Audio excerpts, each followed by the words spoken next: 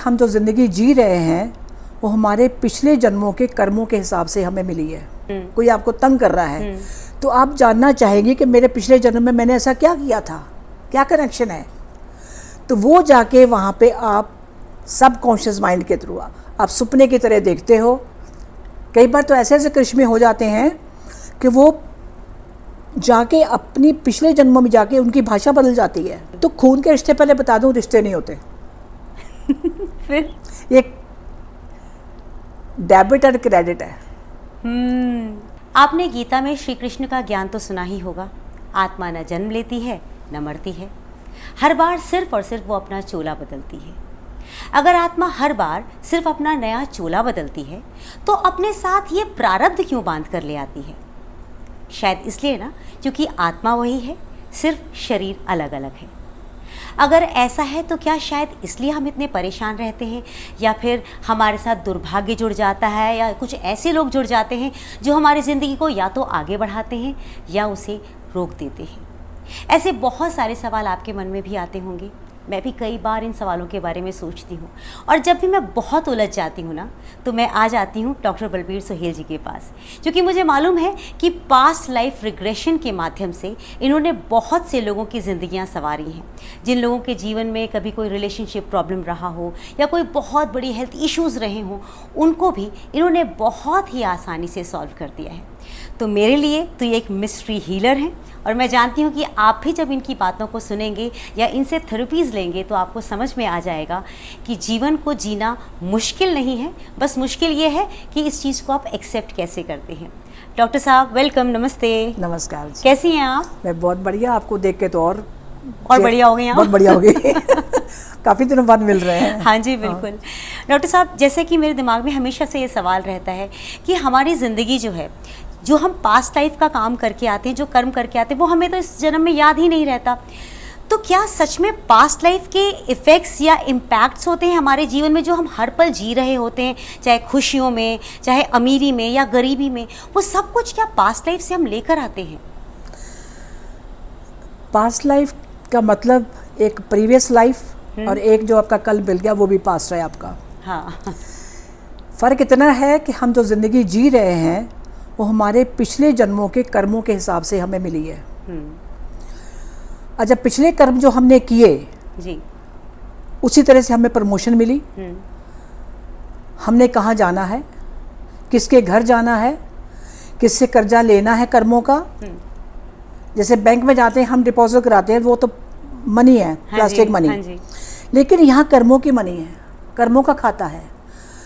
उसी हिसाब से हम अपना अगला जन्म खुद चुनते हैं, किसके घर जाना है, किससे लेना है और किसको वापस करना है, ताकि हम हर जीवन में कर्जा ऊपर चढ़ाते आ रहे हैं और उतारते आ रहे हैं।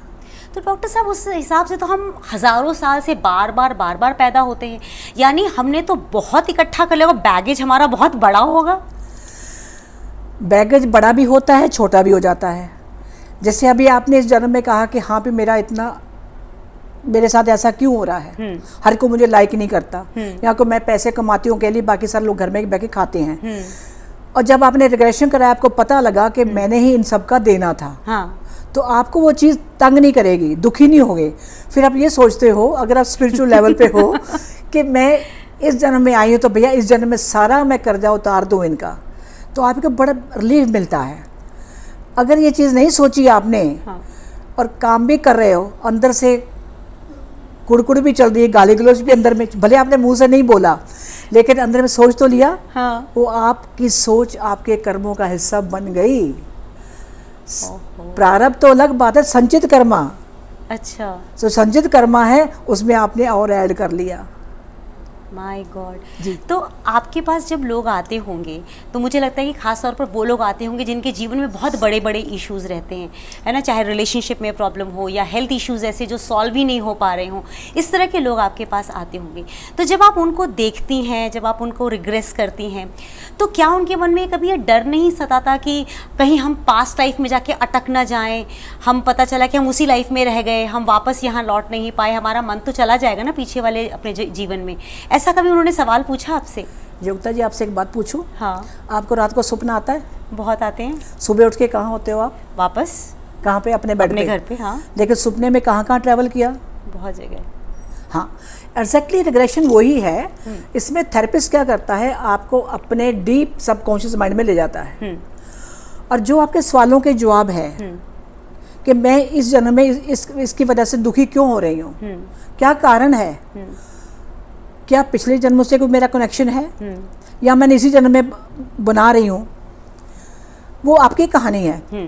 तो थेरेपिस्ट क्या करता है, आपको आपके सबकॉन्शियस माइंड में डीप ले जाके, लेकिन आपका डाटा तो आपके पास है, मेरे थेरेपिस्ट के पास कुछ नहीं होता है जी। वो वहाँ पे आपको, जैसे हम गूगल पे वेबसाइट खोलते हैं, आपको पता है डॉट कॉमा भी गलत हो तो वो वेबसाइट नहीं खुलती, राइट? उसी तरह से अब योगिता जी है, तो योगिता जी ने इस जन्म में या किसी जन्म में क्या किया था कि मुझे इस काम से लिए परेशानी आ रही है, जहाँ आपके अच्छा प्रोफेशन कर रही है, कोई रोड़े लटका रहा है, कोई आपको तंग कर रहा है, तो आप जानना चाहेंगे कि मेरे पिछले जन्म में मैंने ऐसा क्या किया था, क्या कनेक्शन है। तो वो जाके वहाँ पे आप सबकॉन्शियस माइंड के थ्रू आप सपने की तरह देखते हो, और जब वो चीज़ आपको सामने थेरेपिस्ट दिखा देता है, हाँ। तो आप वापस आ जाते हो, जैसे एक सपना देखा वैसे वापस आ गए। कुछ लोगों को सपना याद होता है, यहाँ कुछ लोगों को नहीं याद होता। तो थेरेपी में भी ऐसा होता है कि कुछ जब आप लोग को वो बता रहे होते हैं तो उनको याद रहता है, या होश में आने के बाद भूल जाते हैं वो? कुछ लोगों को आधा याद रहता है, कुछ लोगों को कुछ याद रहता है, कुछ लोगों को बिल्कुल याद नहीं रहता। तो उसमें हम क्या, हम रिकॉर्डिंग करके रख लेते हैं। अच्छा। साथ साथ में रिकॉर्डिंग, वॉइस रिकॉर्डिंग है, जहाँ वीडियो रिकॉर्डिंग जिन्हें करनी हो कर लो, मेरे को कभी ऑब्जेक्शन नहीं, कोई इतना करनी, हमने कहा कर लो। लेकिन वो जब सुनता है वो खुद हैरान होता है कि तो मुझे पता ही नहीं था, ये मैंने बोला है। अच्छा। तो भैया आपने बोला, आपकी आवाज़ है, ये देख लीजिए। कई बार तो ऐसे ऐसे करिश्मे हो जाते हैं कि वो जाके अपनी पिछले जन्मों में जाके उनकी भाषा बदल जाती है। They start seeking Urdu. अच्छा। हिंदी है, उसको थोड़ी और भाषा नहीं बोलनी आती, लेकिन इतनी क्या फरांडेदार उर्दू बोलते हैं वो। सलाम अलैकुम बीबी, कैसी हो तुम? अरे वाह। ऐसे। तो ये उनका एक जन्म होता है। इसलिए सबको कहती हूँ कि धर्म नाम पे कोई चीज़ नहीं है। सोल जो हमारी है, हर बार एक नए, जिसको हमने धर्म का नाम दिया है, उसमें जन्म लेती है अपने कर्मों के हिसाब से। अरे वाह, मतलब आपने जो मुझे बताया, मुझे सुन के बड़ा अमेजिंग लग रहा है कि इंसान जो है वो भाषा भी उसकी कई बार बदल जाती है। बिल्कुल। जब हमारे जीवन में बहुत क्लोज रिलेटिव्स जो होते हैं, मैंने ऐसा सुना है कि हम चुनते हैं अपने उन रिश्तों को भी जिनसे हमारे कार्मिक अकाउंट बहुत उलझे हुए होते हैं, क्या ये सच बात है? आपने नहीं चुना, सबसे पहले मैं आपको ये कहूँ। अच्छा। अगर आपने जन्म लिया, आप सबसे छोटे बन गया, तो फिर आपने चुना है। मान लो एक परिवार, आपके 3 भाई बहन बड़े हैं, आप छोटे हो, तो आप चुन के आए हो। अच्छा। आपने अपनी मदर के लिए चुना या अपनी मौसी के लिए चुना, जिसको आप रिश्ते, खून के रिश्ते कह रहे हो, वही कहना है ना आपका? जी बिल्कुल। तो खून के रिश्ते, पहले बता दूं, रिश्ते नहीं होते। फिर ये डेबिट एंड क्रेडिट है। आपने बिल्कुल ठीक कहा, ये एग्जैक्टली डेबिट एंड क्रेडिट होता है। या ये डेबिट एंड क्रेडिट है। हाँ। किसी का देना, किसी का लेना, जैसे मैंने पहले कहा आपको। हाँ। और जिसका देना है, जब आपको पता लग जाता है कि मैं इसको देने आई हूँ, तो आपसे मान लो एग्जाम्पल कोई 10,000 रुपये मांग के ले गया, चल मैं 1 हफ्ते में वापस कर दूंगा, और उसने 1 महीना हो गया, 2 महीने वापस नहीं किए। अगर आपको थोड़ी भी रंजिश नहीं है, इसका मतलब आपने उसका देना था। अच्छा। ये क्लियर है, क्योंकि आत्मा को पता होता है मैंने इसका पिछला उधार देना था। तो अगर लगे कि नहीं, आप रोज उसके मांगो, ये एक कैरेक्टर है सोल का, इंसान का नहीं। अगर आपको ले गया और आपको सुकून हो रहा, कोई बात नहीं, दे देगा यार, तो वो है सोल कनेक्शन। आपने पिछला उसका कुछ देना था। और जहां रोज आप उसको फोन करोगे, भाई तूने 1 हफ्ता बोला था, आज 1 महीना हो गया, 2 महीने हो गए, तो वहां उसने आपसे बारो किया है, कोई प्रीवियस कनेक्शन कोई नहीं है। यानी वो वापस आएगा चुकाने। हाँ, वापस आएगा चुकाने के लिए, चाहे वो आपका सर्वेंट बन के आए, चाहे ड्राइवर बन के आए, चाहे स्वीपर बन के आए, कुछ भी, लेकिन वो वापस करेगा। आपने जैसे बताया कि जो हमारे सबसे क्लोज के रिलेटिव्स होते हैं वो असल में हमारे डेबिट एंड क्रेडिट होते हैं। बिल्कुल, है ना? तो कई बार इन रिश्तों में बहुत ज़्यादा प्रॉब्लम्स होती हैं। जैसे मैं एक इंस्टेंस बताती हूँ कि अगर कोई बेटी है, वो अपने माँ बाप के साथ बहुत बुरा बिहेव कर रही है, बहुत प्रॉब्लम दे रही है उनको बहुत ज़्यादा, तो अब वो शायद अपना कर्ज चुकाने आई है। कहीं ऐसा तो नहीं कि अब वो कुछ नया कर्मा अपने लिए क्रिएट कर रही हो जो कि आगे चल के उसको फिर चुकाना पड़ जाए? क्या ये एक अजीब सा चक्रवाती जो कर्ज कहते हैं वैसा सो तो नहीं हो जाता कि इंसान फंसा ही रह जाता, हर जन्म में आके उसको कुछ ना कुछ चुकाना पड़ जाए? आपका सवाल तो बहुत बढ़िया है। Thank you. बहुत बढ़िया है, क्योंकि हर घर में हाँ, ये कहानी चल रही है। राइट। और सबसे बड़ी बात है कि हमारे पिछले जन्मों में हमने क्या किया था। हमें यहाँ कोई सिग्नल नहीं है, ना ग्रीन लाइट है, ना रेड है, ना येलो है। राइट। अब पता कैसे लगे? यहीं से कर्म दर कर्म बन जाते हैं। ये याद रखिए हमेशा आप। पिछला जन्म याद नहीं है और मैंने किसी का पैसा देना है। मेन तो झगड़े यही है ना, माया के। जी जी। और तो झगड़े को है नहीं ना। पैसे के हैं, प्रॉपर्टी के हैं, मकानों के लेके, यही ना। जी। तो इसमें अगर मैंने किसी का पिछला मारा है और मेरा छोटा भाई वो लेने आ गया, भाई बन के आया वो, और मैं उसकी कर्जदार हूँ, उसने ऐसा कोर्ट केस कर दिया कि मदर फादर की डेथ के बाद कि ये मैं जिम्मेदार हूँ, मतलब मेरी सारी प्रॉपर्टी मेरी है। हाँ। और बहन क्या करेगी फिर? Court case. उसको ये नहीं पता कि मैंने इसका देना है। और फादर ने अगर बेटे को देना तो फादर उसके नाम की प्रॉपर्टी लिख के जाएगा। वो उनका बेटे का और फादर का आपस का रिलेशन है लेने देने का। उसने दे दिया, फादर बेटे ने ले लिया।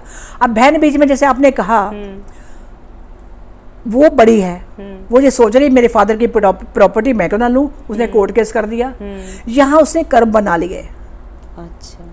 क्योंकि उसने पिछला भाई का देना है। उसने पिछले जन्मों में, क्योंकि मैं क्यों बोल रही हूँ, ये मेरे पास केसेस है ऐसे। अच्छा। हाँ, कि रिश्ते जो हैं हमारे, पहली बात मैं सबको बता दूं कि रिश्ते जो हमारे होते हैं ये लेन देन का हिसाब है। एक कोई आपका इस पर सगा नहीं है, मैं आपको ये क्लियर करूं। हम लोग कहते हैं आपने बच्चे पैदा किए, बहने भी किए, तो हम उसमें फंस जाते हैं। मोह माया में, ममता मोह में। माया। और सारी प्रॉपर्टी, सारी एजुकेशन, सब कुछ जितना भी है अपने बच्चों के नाम कर देते हैं। राइट। राइट। जब के वो हिस्सेदार नहीं होते हैं। अच्छा जी। तो फिर हिस्सेदार कौन है? हिस्सेदार वो है जहां आपका खून का रिश्ता नहीं है। दैट इज आत्मिक कनेक्शन, आत्मा का कनेक्शन है वहां पे। आपका कोई दूर का रिलेटिव, आपका कोई फ्रेंड सर्कल, मान लो कोई फ्रेंड आपका बहुत गरीब है, उसको बहुत ज़रूरत है, उसके पास उसे घर लेना है, उसके पास कुछ 2 लाख रुपए कम हो रहे हैं और आपके पास पैसे हैं, आप अंदर से चाहते हैं मैं उसकी मदद कर दूं, वो आप कर्जदार हो। वहाँ पे आपने देना है। और आपने अगर मोह में आके अपने बेटे का या बेटी का सोच लिया, उसको नहीं दिया, जबकि आपके पास ऑलरेडी इतनी प्रॉपर्टी है, तो क्या होगा? आप अगले जन्म में उनके घर में जाओगे और कमा के उसको चुका के आओगे। फिर चुकाओगे आओगे, क्योंकि अभी आप देने लायक थे। परमात्मा ये तो हमारी परीक्षा लेता है, यही हमारे इम्तिहान है। और जब अंदर वाला जागृत होता है तब हम जिग्सो पजल में हो जाते हैं। मैं यहाँ से सोच रही हूँ, लेकिन फाइट के यहाँ से है दोनों की। दिल कहता तो ये कर, वो आत्मा की जगह है, लेकिन दिमाग कहता नहीं। कहाँ कि मैंने इसको दे दिया तो मेरे बच्चे तो मेरे को छोड़ेंगे नहीं, वो कहेंगे, क्योंकि बच्चे कहते हैं हमारा माँ बाप के ऊपर पहला हक है। राइट। और यहाँ ही गलती हो जाती है हम लोगों से, जिस करके फिर हम वो कर्जदार बन के इनके फिर बच्चों के घर में फिर किसी किस्ते के रूप में फिर पैदा होते हैं। तो ये चक्कर दर चक्कर चलता रहता है, चक्रव्यूह, और हमारा अपना ही घड़ा हुआ है। ये भगवान ने नहीं बताया हमको, ये हमने खुद ही क्रिएट किया है। तो ये चक्र काटने का कोई तरीका नहीं है क्या? मतलब मुझे लगता है कि ये जो चक्र है हम हमेशा उलझे ही रहेंगे, क्योंकि ये देन लेन, लड़ाई झगड़े, ये तो हमारे जीवन का एक बहुत अहम हिस्सा बन चुका है। और जबकि आप जिस तरह से इस साइंस को समझा रही हैं, बहुत सिंपली समझ में आ रहा है कि अगर कोई लेने के सामने खड़ा है मतलब उसका हक बनता है, उसको दे दो। पर ऐसा नहीं होगा कोई आके मेरे सामने खड़ा हो जाए, मुझे कहे कि योगिता तुम अपने कान के निकाल के मुझे पकड़ा दो, तुमने पिछले जन्म में लिया था। मैं बोलूँ ये पागल इंसान है, ये मुझसे मेरे सोने की चीज़ें मांग रहा है, हीरा मांग रहा है, तो मैं तो अड़ जाऊँगी। तो ये मेरे ख्याल से हर किसी के साथ ये प्रॉब्लम है, ये तो समझना बहुत मुश्किल है। इतना मुश्किल नहीं है। पहले आपने सोने की एग्जांपल दी, ऐसे तो कोई मांगेगा नहीं। पहली बात है मैं आपको ये कह दूँ, नहीं एक तो एग्जाम्पल था। नहीं आई नो। हाँ। आपके पास वो आएगा उसको अगर ज़रूरत है तो, और आपका जो सिक्स सेंस हमको कहते हैं वो समझ जाओगे कि वाकई ज़रूरतमंद है। फॉर एग्जाम्पल आपके घर में मेड काम करने वाली है, राइट? अब उसके घर में कुछ शादी है, उसको ज़रूरत है, आप उसको मंथली 10,000 रुपये तनख्वाह दे रहे हो फॉर एग्जाम्पल, राइट? ठीक, उसकी अपनी पॉकेट मनी बन रही है, ये वो घर भेजती है, लेकिन उसके घर में कुछ शादी आ गई, उसको वो जिम्मेदार है, उनके घर में कोई और अर्निंग हेड नहीं है, या उससे कोई कम कमाता है, और उसने आपसे कोई मदद मांगी, तो क्या करोगे उस टाइम? दूंगी। हर कोई नहीं देता योग्यता जी। अब कहेगी मैम साहब मुझे 1 लाख रुपया दे दो, मैं सारा साल कमा के, मेरी तनख्वाह मत देना, लेकिन मुझे अब ज़रूरत है। मैं क्यों बोल रही हूँ, बहुत से लोग नहीं देते। अच्छा, नहीं देते। यहाँ बनते कर्म। आपने अंदर से, उसने 1 लाख मांगा, आपने बोला 1.5 लाख उठा, शादी नहीं रुकनी चाहिए, तो यहाँ आपने कर्म काट लिए, आपकी डबल प्रमोशन हो गई नेक्स्ट मंथ के लिए। अगर आपका कर्जा बैंक में रह गया है 1 लाख, तो बैंक बोलेगा इंटरेस्ट बहुत है, चल छोड़ो यार, हो गया था आपका, पूरा हो गया। यह है कर्मों का खाता। देने वाला ऊपर वाला है ना, चित्रगुप्त कहते हैं ना, गुप्त है ना, उसके पास सबका हिसाब है। ये तो हम रिलेशनशिप की बात कर रहे हैं। मैंने ऐसा सुना है कि बहुत बड़े बड़े हेल्थ इश्यूज़ भी जो आजकल हमारे साथ हो रहे हैं, बहुत रैंडमली हम किसी भी, आप रैंडम व्यक्ति से पूछिए बोलेगा मुझे डायबिटीज़ है, हर घर में पूछिए बोलेंगे किसी एक व्यक्ति को कैंसर भी हो गया। तो ये जो हेल्थ इश्यूज़ भी बढ़ते जा रहे हैं, मतलब बहुत छोटी बात करूँ तो सर्वाइकल पेन की बात हुई, या मतलब बॉडी के किसी अन्य हिस्से में पेट में बहुत अजीब सा दर्द होना, ये ऐसी छोटी छोटी चीज़ें हैं जिनको हम सोचते हैं कि ये ठीक क्यों नहीं हो रहा, बहुत मेडिकेशन भी लिया जाता है। मैंने सुना है कि ऐसी चीज़ें भी पास्ट लाइफ थेरेपी में आपके पास जो व्यक्ति आते हैं आप उनको भी हील कर देती हैं। अब मेडिकल साइंस के अलग हट करके थेरेपी से कैसे कोई हील हो जाता है? ये देखो, थेरेपी ऐसी है कि आपने जो बड़ा इंटरेस्टिंग कहा, पर मेरे को भी एक केस याद आ, थोड़े दिन पहले की बात है जी। मैं कहता मेरे इशूज़ क्या है, उसने कुछ अपने बताए, वो स्पिरिचुअल लेवल के थे। और क्या है, कहता पता नहीं मेरे पेट में, हाँ। मैं जब से बड़ा हुआ हूँ, हाँ। मेरे पेट में बर्निंग बहुत होती है, अच्छा। जैसे आग लगी हुई है, और मैं जो भी मेडिकल टर्म, पेंटासिड या जो भी, मुझे तो याद नहीं, मेडिकल टर्म के नहीं पता नाम, तो मैं वो खाता हूँ तो थोड़ा चैन आ जाता है, और रेगुलर खा रहा वो। कहता परेशान हो गया दवाई खा खा के, आया मेरे पास। ये बड़ा इंटरेस्टिंग केस है कि वो एक लाइफ टाइम में, मैं पता नहीं कौन से युग की बात करूँगी यहाँ पे, कि एक ज्वालामुखी, जो उसने रिग्रेशन में गया तो उसने को बताया कि एक ज्वालामुखी है, वहाँ से ज्वालामुखी से एक खड़ा, जो उसने विजन किया कि ज्वालामुखी जोर से फटा एक, और नीचे समुंदर है, तो वो ज्वालामुखी से एक बहुत बड़ा अग्नि का लगता है वो मनुष्य की जैसे है, और जाके सीधा समुंदर में गिरा। समुंदर, क्योंकि नीचे उसने देखा पहाड़ है ऊपर, और बड़ा, बहुत बड़ा पहाड़ है, वहाँ कोई पेड़ वेड़ नहीं है, गिरा जैसे, और वो समुंदर में गिरा, और क्या एक बड़ी सी मछली है, मछली के अंदर गया। ठीक है, सबसे पहले उसने कहा मछली है समुंदर में, ठीक है। तो जब मैं उसको गई पे, मछली से क्या कनेक्शन है, और जब वो एक्चुअली समुंदर में जाके गिरा तो एक बहुत बड़ी मछली थी, छोटी नहीं, बहुत बड़ी, और मछली के जाके गिरा, उसका कुछ पार्ट मछली के पेट में चला गया। अब मछली तो पानी में है, अब चला गया, नेचुरली इतना वो तेज था कि उसके अंदर चला गया, मछली अब पानी में घूम रही, कुछ नहीं है, और मछली की डेथ हुई due to this volcano eruption, वो जो फायर का तो उसके अंदर गया है।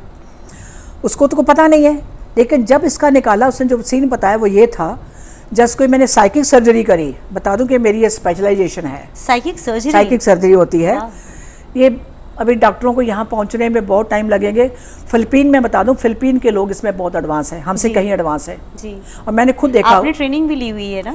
मैं ट्रेनिंग ली थी, फिर उन्होंने फिर हमारे कुछ कंट्री में कहते पॉलिटिक्स हो जाती है, तो वो छोड़ के उनको जाना पड़ा, किसी ने कंप्लेंट कर दी थी। मैंने खुद अपनी आंखों से देखा है कि एक हाथ डाला, किसी के पेट में प्रॉब्लम है, पूरा हाथ पेट के अंदर गया यहाँ तक, और एक उसने कपड़ा पकड़ा, उसके अंदर डाल दिया, जैसे उसने हाथ बाहर निकाला, हाथ किया, कोई खून के दाग नहीं, स्किन नॉर्मल है।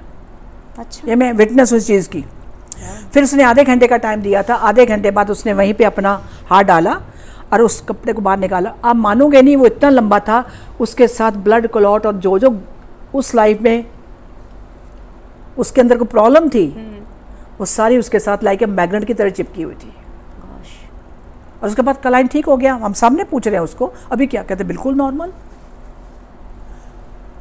तो ये चीज़ें जब मैं आपको कह रही, जब ये पेट वाली बात कही आपको, तो मेरे को वो अभी आपसे शेयर किया। हाँ। तो उसमें जाके क्या किया, जब फिर मैंने उसको उस लाइक कही, तो actually that life time he was मछली। अच्छा, ये मैंने तो मछली- हमेशा ह्यूमन बीइंग का ह्यूमन बीइंग ही सुना था। ये तो बहुत सही है। इस समुद्र में मछली था। तो जब इसको कहा, जब पेट का सर्जरी करी, तो उसकी जो किसी की पूंछ कट के उसके अंदर चली गई थी, एट दैट्स बर्निंग। अभी भी कहता वो बर्निंग अभी भी जल रही है वो। और वहाँ उसको करने के बाद उसको निकाला, इसमें 1 घंटा लग गया मेरे को। आपने इसमें साइकिक सर्जरी की? हाँ, साइकिक सर्जरी करी और वहाँ जाके उसको पूरा क्लीन किया। उसने खुद बताया, क्योंकि क्लाइंट तो ट्रांस में है, कि इसके अंदर क्या क्या निकला। वो जब तक मछली नहीं मरी तो क्या हुआ, वो सारा अंदर तरसती रही, कचरा वचरा डालता रहा। तो उसकी पूरी क्लेंजिंग करी। क्लेंजिंग करने के बाद जब उसने कहा बिल्कुल अब प्योर वाटर आ रहा है, फिर निकाला, उसके बाद क्लाइंट ठीक हो गया, एब्सोल्युटली नॉर्मल, जो इतने सालों से वो दवाइयाँ खा के तंग आ गया था। My God, this is story. ये तो आपने बहुत ही अच्छा बताया। और ये साइकिक सर्जरी जो है, आपने इसके बारे में मुझे बताया। मैंने एक ना नया टर्म सुना हुआ है, आकाशिक हीलिंग, आकाशिक रिकॉर्ड। हाँ, यही है ना? रिकॉर्ड। ये क्या है? आजकल आपने देखा होगा यूट्यूब में। अरे मैं इंस्टाग्राम पे रोज देखती हूँ, मेरे को बहुत क्यूरियोसिटी है, मैंने सोचा था आपसे पूछूंगी ये है क्या। हम सबके रिकॉर्ड है ऊपर। हाँ ये तो जानते हैं आप, जी। जब से हम पैदा हुए हैं, जब से सृष्टि बनी है, और जब से हम पैदा हुए हैं एज ए ह्यूमन बीइंग, हमारे पूरे रिकॉर्ड हैं। अभी जो आपने कहा, मैं भी खुद इस चीज़ से हैरान हूँ, किसी के पास इतनी पावर नहीं है योग्यता जी। मेरे पास भी नहीं है इतनी योग्यता। योग्यता मेरे पास भी इतनी नहीं है हाँ। कि मैं किसी को देख के उसका आकाशिक रिकॉर्ड बता दूं कि तुम्हारा पास्ट क्या था। ओह, ये बहुत बड़े फ्रॉड हो रहा है आजकल। आकाशिक रिकॉर्ड क्या है? अभी हमने पास्ट लाइफ की बात करी, हाँ हाँ, वो आपका रिकॉर्ड है और नाम दे दिया गया आकाशिक रिकॉर्डिंग। तो उसमें भी वो हिप्नोटाइज ही करते होंगे? नहीं, कईयों को तो मैंने देखा, मेरे पास एक क्लाइंट आया, मैं हैरान हूँ कि जब कर्मों की कहानी हम समझ सकते हैं, सब कुछ है, तो वो तो फिर कर्म बना रहे हैं। सिर्फ मैंने कहा आप गए थे क्लाइंट के पास? कहती नहीं, मैंने जमा कर दिया 7,000 था, 11,000 जो भी उसने मुझे अमाउंट बताया, ऑनलाइन 10 मिनट भी नहीं लिए। 10 मिनट्स, आप तो ये देखो, आप ये देखो, आप ये थे, आप वो थे, आप वो थे। कहती तो मैं क्या, ये तो आकाशिक रिकॉर्ड नहीं है। मैं क्या, बिना आपको रिग्रेशन किए मैं आपको पास्ट लाइफ दिखाया, मैं भी आपका रिकॉर्ड नहीं बता सकती। और कईयों ने तो ये कह दिया कि हम आपको आने वाला भी टाइम दिखा देंगे कि आप क्या करोगे। और मैं भगवान को रिजाइन करना पड़ेगा। आपके थ्रू सबको हाथ जोड़ती हूँ, भैया ऐसे लोगों से बच के रहो। बिल्कुल ठीक, बिल्कुल ठीक, उनका ध्यान सिर्फ आपकी पॉकेट पे है। समझ रही हूँ। हाँ जी। मैम, चूँकि आज हम अलग अलग इश्यूज़ के बारे में बात करें, तो मुझे हेल्थ इश्यूज़ के बारे में बात करना इसलिए इम्पॉर्टेंट लगा क्योंकि ऐसे बहुत सारे हेल्थ इश्यूज़ हैं जो ना ट्रीटमेंट के बावजूद ठीक नहीं हो पाते हैं। तो मुझे लगा कि पास्ट लाइफ रिग्रेशन में आप जब लोगों को रिग्रेस करती हैं, तो आप उनको हील कैसे करती हैं कि उनकी बीमारियाँ हट जाती हैं, ख़त्म हो जाती हैं? देखो, हर एक का रूट काज होता है, जैसे मैंने आपको कहा, जैसे आपने फिश का बताया कि हाँ, ज्वालामुखी का, फिश का बताया अभी मैंने, ऐसे और भी है, सर्वाइकल का भी है कि उसके सर्वाइकल में मेरे को यूट्यूब में उसमें एक मेरा शूटिंग पेन के ऊपर बना हुआ है, पर मैं आपसे शेयर करती हूँ कि उसने सब कुछ करवा लिया, MRI, कैट स्कैन, कोई कुछ भी नहीं आया। डॉक्टर बोलते तेरा वहम है, यही बोलेंगे, या साइकोसोमैटिक बोल देंगे। वो रात को सो नहीं सकता था, इतनी उसको दर्द होती थी। वो क्या दिखाया जब वो रिग्रेशन में गया, इसी लाइफ की स्टोरी है वो, कि छोटे छोटे बच्चे हैं बाहर खेत में खेल रहे हैं, जैसे आप देखा गांव वगैरह में खेलते हैं, तो वहाँ एक पेड़ है, पेड़ के नीचे बैठे हुए हैं वो लोग, और वो गिलहरी ने बच्चे दिए, अच्छा, छोटे छोटे। अब बच्चों को तो कौतूहल रहता है, उन्होंने पकड़ लिए, पकड़ के क्या किया, उनके यहाँ रखा और एक पत्थर ले लिए, उनको मारते गए। यही नहीं खत्म किया, अब बच्चे हैं, उनको तो समझ नहीं है, उनको उठाया, फिर वहाँ रस्सियाँ पड़ी हुई थी, रस्सी उनके गले में बांधा और पेड़ से टहनियों से लटका दिया, और नीचे ताड़ियों मार के वो बच्चे हंस रहे हैं, खेल रहे हैं। अब ये देखो, ये जो केस है अनजान पुणे में किया, गलती मैं जानबूझ के नहीं किया, बच्चे उनको नहीं समझ। लेकिन now he is 45 years old. कुदरत तो वापस देगी। लेकिन उसके मैंने 2 सेशन किए। मैं उस परमात्मा का शुक्रगुजार हूँ कि उसके बाद वो क्लाइंट ठीक हो गया। फर्स्ट सेशन के बाद उसका फ़ोन आया कि आज मैं इतने सालों के बाद आराम से सोया हूँ। ये तो रात को जब सोता था लगता जैसे मेरी गर्दन कोई खींच रहा है। वो जो रस्सी बांधी थी वो तो होगा। So painful. यानी रिग्रेशन में अगर उन्हें बैठाया जाए और वो पुरानी बातों को याद करें तो आप उन्हें किस, मतलब ये आपको बहुत टेक्निकल टर्म होगा लेकिन फिर भी मैं जानना चाहती हूँ कि आप लोग उसे किस तरीके से, मतलब उनको कैसे समझाते हैं साइकोलॉजिकली कि वो उस पेन को उस वक्त की उसी वक्त जो है वो छोड़ देते हैं और उनकी बॉडी से वो पेन हट जाता है? नहीं, वो नहीं छोड़ते। हाँ, यहाँ मैंने कहा ना, that fight between the dual, हमारा डुअल करेक्टर है, कॉन्शियस माइंड, सबकॉन्शियस माइंड। तो ये सबकॉन्शियस माइंड में रिकॉर्ड हो जाता है। ये सबकॉन्शियस माइंड में, जैसे आप इस जन्म में आपको जन्म से लेके अब तक सारे एपिसोड याद है, अच्छे ना बुरे, शादी वाले भी याद है, शादी की, हाँ उसने ये कहा, उसने वो कहा, मेरे दहेज में उसने, यानी ये सब बातें रिकॉर्ड। लेकिन आप स्क्रिप्ट पढ़ के तो नहीं बोल रही ना, नहीं। कहाँ से बोल रही हैं आप? सबकॉन्शियस माइंड में है, वो रिकॉर्ड है। हाँ। जब आपको इस जन्म का पता है तो पिछले जन्मों का रिकॉर्डिंग कहाँ है?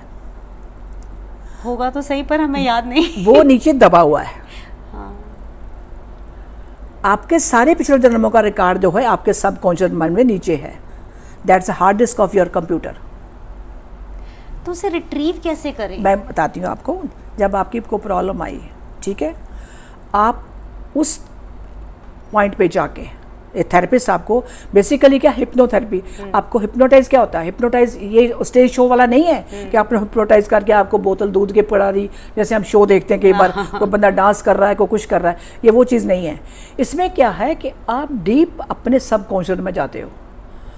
ये थेरेपिस्ट की एक टेक्निक जो उन्हें सीखी हुई है, वो आपको लेके जाता है डीप, वेरी डीप। तब आपके पास कंट्रोल नहीं होता कोई भी।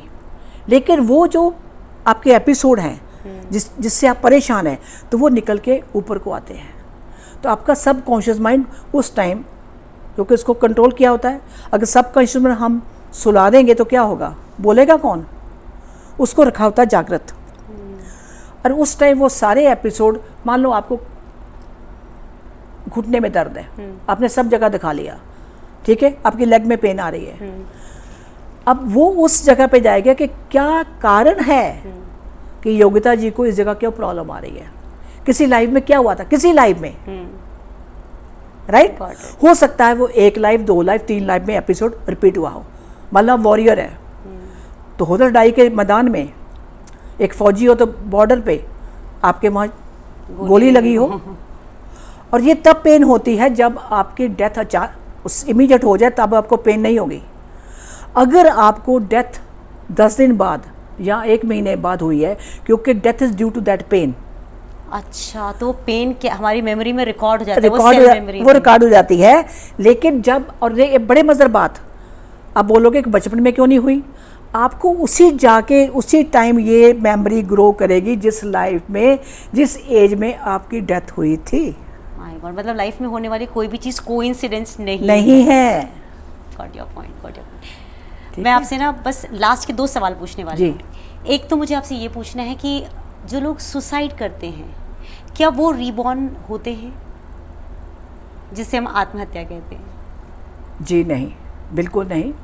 मैं आपके माध्यम से व्यूवर्स को बताना चाहती हूँ एक चीज़, जो मेरा अभी तक का 23 साल का एक्सपीरियंस है, मैं शेयर करना चाहती हूँ। मैंने कोई बुक्स नहीं पढ़ी, हाँ हमारे वेदों में, हमारे ग्रंथों में सब लिखा हुआ है, लेकिन हमें वो, हमारा ड्रॉबैक है कि हमें एजुकेशन इतनी ख़राब दी जाती है, बुकिश नॉलेज सिर्फ आपके जॉब के लिए, जो बेसिक अध्यात्मिक साइंस है हमारी, वो हमें नहीं पढ़ाई जाती। जो सुसाइड करते हैं, सुसाइड तो इंग्लिश का नाम है, हिंदी में क्या बोलेंगे? आत्महत्या। आत्महत्या। तो आत्मा किसके मालिक है? इसका मालिक कौन है? योगिता जी बॉडी का नाम है, आप अपने शरीर के मालिक हो। आपका जो सोल है आपको इसके अंदर दिया गया, और ये आपका ट्रांसपोर्ट सिस्टम है। अगर कोई आपको गोली मारता है या शूट करता है तो क्या होगा? उसने आपके शरीर मर्डर किया। किसको मारा? शरीर को मारा। आत्मा अपने घर चली गई। लेकिन जब आपने खुद ही अपने आप को शूट किया तो क्या किया आपने? आत्महत्या। आत्महत्या की योग्यता जी कोई माफ़ी नहीं है, कोई भी नहीं। ऊपर वाले घर बिल्कुल नहीं। जब हमारी डेथ नेचुरल होती है तो हमारे एंसेस्टर्स हमको लेने आते हैं किसी भी जन्म के, लेकिन आत्महत्या वाले को कोई लेने नहीं आता। वो आत्मा भटकती रहती है 100 साल, 200 साल, हज़ारों साल। और फिर ये तांत्रिक लोग जो काम करते हैं उन्हीं रूहों को कंट्रोल करके, ये भी मैं बता दूं, ये मैंने इन्फॉर्मेशन उन्हीं से ली है। तो तेरे साथ क्या हुआ था? मैंने आत्महत्या कर ली थी। जैसे मेरा एक वीडियो आ रहा है अभी। कई बार गुनाह हम नहीं करते, लेकिन दूसरा जो है हमारे साथ चिपक जाता आके, क्यों? उनकी अटैचमेंट है। आत्महत्या वाले ही जो लोग होते हैं, जो रूहें भटक रही होती हैं, जितने तांत्रिक ये लोग काम करते हैं, इनका विज़न एक ऐसा होता है, इनको सब पता होता है कि किसको पकड़ के क्या करवाना है। ये वो आत्माएं हैं। डॉक्टर साहब, मुझे एक सवाल आपसे पूछना है। मैंने कई ऐसे स्पॉट्स देखे हैं जहाँ पे बार बार एक्सीडेंट्स होते हैं, या फिर कुछ लोगों की लाइफ में मैंने ऐसा देखा है कि उनकी लाइफ में बार बार एक्सीडेंट्स होते हैं। तो ये मुझे बहुत हैरान करता है कि ऐसा होता क्यों है। आपने बड़ा अच्छा सवाल पूछा। एक मैं ट्रू स्टोरी बता देती हूँ आपको जी। दूर के रिलेशंस में ही है, मेरे बहुत क्लोज भी हैं। तो हम मेरे हस्बैंड पोस्टिंग वहाँ थे बंगाल में, तो वहाँ से हमको मिल के आए। तो सुबह देखा रात को उनका मैसेज आया हुआ था, तब व्हाट्सएप नहीं होते थे जी। तो मैंने कहा भाई साहब की आदत है कि मैं चंडीगढ़ पहुँच गया हूँ, तो हमको दे दिया। पर वो नंबर उनका नहीं था। जब मैंने कॉल बैक किया, कहने लगे उनका एक्सीडेंट हो गया है। दिल्ली से जा रहे थे तो उनकी पोस्टिंग हो गई थी पानीपत। तो जब उन्होंने करनाल, पानीपत और करनाल के बीच की बात है ये, शायद उसके पहले होगा, मेरे को इतना उधर का आइडिया नहीं है। हाँ, पानीपत से जो निकले तो आगे करनाल आता है। तो ऐसे पूछा क्या हुआ? You R be shocked really. आपका सवाल का जवाब यहाँ पूरा ठीक 100% में फिट बैठता है। एक्सीडेंट हुआ जब मैं उनको चंडीगढ़, फटाफट मैंने, हमारा सामान अभी आना था, मैं फटाफट अपनी सीट करके मैं वहाँ पहुँच गई। मैं उसको पहचान नहीं पाई। ये पूरा फेस क्रश था, पूरा। आंखें तो नज़र ही नहीं आ रही थी, फेस भी पूरा क्रश्ड। हस्बैंड थोड़ा ठीक बच गए थे और बेटे की बाँह टूट गई थी। तीनों जने उस कार के अंदर थे। जब कुछ सालों बाद मैंने उनका ये रिग्रेशन किया, can you imagine what happen? कहते आज तो इसको बचा लिया, हम तो उसको मारने वाले थे। मैं कौन? बताओ क्या हुआ था? कहते ये ट्रक चला रहा था, अभी तो वो लेडी है, ये ट्रक चला रहा था, इसने पी रखी थी और यहाँ इसने आके जब मारा तो हम 6 या 7 लोग थे, सारे के सारे ट्रक के नीचे आ गए। और देखो वहाँ के बाद तो क्यों, जब ये यहाँ से निकल रही थी कार में, हमने पहचान लिया ये तो वही है, इसको छोड़ेंगे नहीं। तो ये आत्मा बोल रही थी? यस, जो वहाँ पे ग्रुप था। आत्माएं भी ग्रुप में होती हैं? हाँ बिल्कुल ग्रुप में होती है। देखो जो 6-7 लोग, ये ट्रक ड्राइवर, अभी वो शी है, that like truck driver P रखी थी और हिट किया, वो सारे के सारे, एक पुलिया आती है वहाँ पे, उन्होंने बताया। फिर मैंने पूछा एक्सीडेंट कहाँ हुआ था? कहते उसी जगह हुआ था, वही जगह है। तो वो झूठ नहीं बोलती। ऐसे हमने बड़े से किस्से पढ़े लोगों के कि कभी धुंध छा गई, पता नहीं चलता, ट्रक एक्सीडेंट हो गया, हमने कई न्यूज़ में पढ़ते हैं। लेकिन ये सच है कि वो लोग वहाँ पे ग्रुप में हैं और वो बदला लेना चाहते हैं जिसने उस लाइफ में किया था, हर एक से नहीं। या कई बार उनको क्या होता है कि ये शराबी कबाबी है, पीने वाला है, उनको कंपनी चाहिए, तो वो अपने साथ मिला लेते हैं एक्सीडेंट करवा के, क्योंकि इनके अलग ग्रुप्स होते हैं आत्माओं के। जैसे यहाँ पे लोगों के ग्रुप है पॉलिटिक्स के, हाँ। कोई कांग्रेस का, कोई बीजेपी का, कोई फलानी पार्टी का बने है ना, उसी तरह उनकी भी पार्टियाँ हैं, उनके भी ग्रुप हैं। माय गॉड, कितना स्कैरी है ये। जी हाँ जी। बस मेरा ये आखिरी सवाल आपसे रहेगा। मैं आपसे चलते चलते ये जानना चाहूँगी कि हम सब लोग चाहते हैं कि हमारी लाइफ बहुत अच्छे से चले। अब जो हम पास्ट में करके आए हैं उसको हम ठीक तो नहीं कर सकते, उसके साथ हमें जीना है। तो ऐसे किस तरह से जिए हम कि अगर रिलेशनशिप में भी कोई इश्यूज़ हैं तो उसे कैसे हैंडल करें हम, ताकि हम नया कोई कर्मा ना इकट्ठा करें और इस जन्म में सब कुछ चुकता करके, नमस्ते करके आराम से चले जाएं। जब आपने इतने सवाल किए और मैंने आपको एक ही कहा कि कर्मों की कहानी है सारी। हाँ। कर्म बनाने हमारे हाथ में, बस में है, मेरे बस में है, क्योंकि मेरी किताब मेरे पास है। जब मैं वापस जाऊंगी तो जो मेरे को सिलेबस दिया गया था, एक सिलेबस ये है और एक सिलेबस आ जाकर ये है। 100 में से 100 नंबर लेने थे, उसके बाद दूसरे। हाँ, यहाँ मोक्ष नाम की कोई चीज़ नहीं है। मतलब आना ही पड़ेगा? नहीं, यहाँ नहीं। मोक्ष होता है अगर आपने, अरे 12th पास कर लिया आपने तो मैडम जी आप उसे स्कूल में जाओगे दोबारा ना। कहाँ जाओगे? कॉलेज में। तो यहाँ वही कहानी है। अगर आपने स्कूल के वो सारे पास कर लिए, जो उनका बैरोमीटर ऊपर जो उनका एक सिस्टम है ना, जो हमारा ग्रेड मिलता है हमको A B C जैसे आजकल बच्चों को मिलता है, आपने पास कर लिया, then they give some rest, then they decide आप कितने % मार्क्स लेके आए, आपको कहाँ भेजना है। आप भी मानती हैं अलग अलग डायमेंशंस हैं? डायमेंशंस है, बिल्कुल अलग अलग है। 90% लिए है तो आपको एडमिशन कौन से कॉलेज में मिली आपको पता है। आपने 100% लिए तो कौन से कॉलेज में जाओगे आप। एग्जैक्टली मैं आपको ये एग्जांपल इसलिए दे रही हूँ कि ऊपर भी वही कहानियाँ हैं। ऊपर इंस्टीट्यूट बकायदा है पर वो बहुत हाई लेवल के हैं। आपके कर्मों के हिसाब से ही आपको अगला जन्म मिलता है, आपके कर्मों के हिसाब से अगली फैमिली मिलती है। इस पृथ्वी पे भी आपको कर्मों के हिसाब से आपको परिवार मिलता है। आपने किसी भिखारी में घर में जाना है। हाँ, मैं एक बात कहना चाहूँगी आपको, किसी ने कहा कि मनुष्य योनि के बाद पशु योनि नहीं मिलती है, तो ये गलतफहमी में व्यूअर्स आपके ना रहें। मनुष्य के बाद हम पशु बन सकते हैं? यस। आजकल पशु बनना ज़्यादा अच्छा है मुझे लगता है। नहीं, पशु बनना भी नहीं है, वो तो डंडे का फिर चलता वो तो है। मैंने जब एक बार किसी बात की तो सेशन कर रही थी किसी का, they all came, they said नहीं आप गलतफहमी में हो। ये मैंने उससे सवाल किया था। नहीं, ऐसा नहीं है। अगर आपने ऐसे बुरे कर्म किए हैं, कईयों की हत्या कर दी या आपने अपनी आत्मा की नहीं सुनी, तो फिर आपके लिए पशु योनि है। पशु योनियों में भी फिर कैटेगरी अलग अलग है, उन्होंने बताया, उसकी यहाँ ज़रूरत नहीं है। एक बात ज़रूर जो मैं कहूँगी सब व्यूअर्स से कि कई बार क्या होता है, हाय मेरा सारा परिवार ना इकट्ठा रहे। बहुत से लोग करते हैं ना, हाय मेरा परिवार ना सारा इकट्ठा रहे।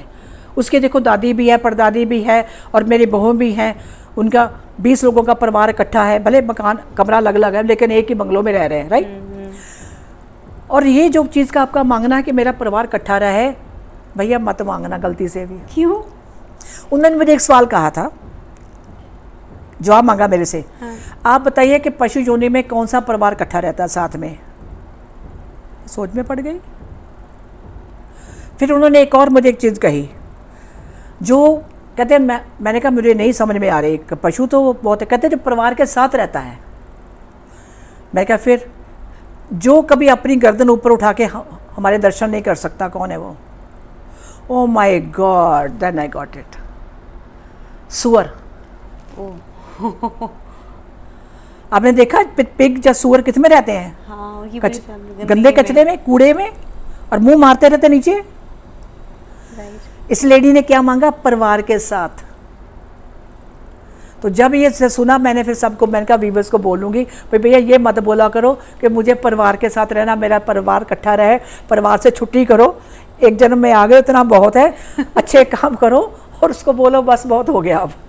थैंक यू सो मच, आपने बहुत ही अच्छी अच्छी बातें बताई। और आपसे बात करने का मतलब मुझे ऐसा लगता है कि आपसे बहुत कुछ पूछूं, क्योंकि एक एपिसोड में चीज़ें संभल नहीं पाती हैं। आप एक बहुत बड़ा भंडार है जिससे बहुत कुछ जाना जा सकता है। कोई खास टिप चलते चलते हमारे दर्शकों को अगर आप देना चाहें तो टिप क्या होगा आपका आज का? एक टिप जो बहुत ज़रूरी है, हेल्थ इशू। जी। ये तो आपने बीमारियां और पिछले जन्मों का सब देख लिया, वो होता है। पर मैंने बहुत सी चीज़ें देखी हैं। एक तो लोगों के खुले बाल। ओह नहीं, आपके तो कटे हुए हैं तो चलो एक डिज़ाइन है। नॉर्मल बाल हैं और खुले बाल रखते हैं। हाँ। खुले बाल आपकी बर्बादी का कारण है।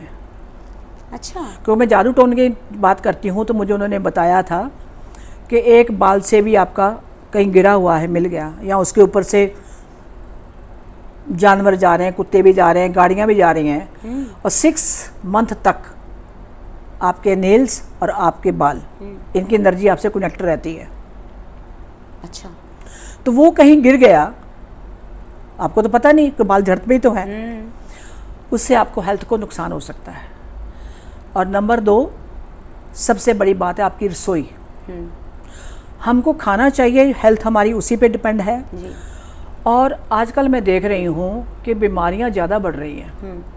उसके कई कारण नहीं, एक कारण मेन है आपकी किचन। अच्छा। हाँ,